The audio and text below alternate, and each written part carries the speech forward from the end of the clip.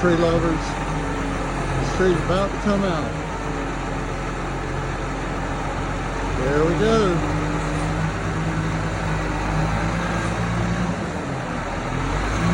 Check that out.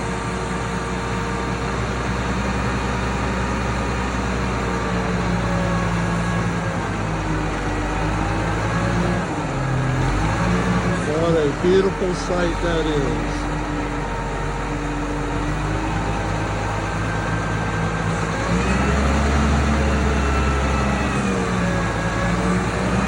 There we go. That's how you do it.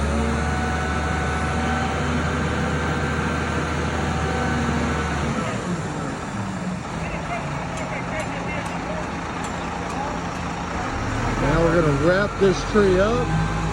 Then we're going to lay it down.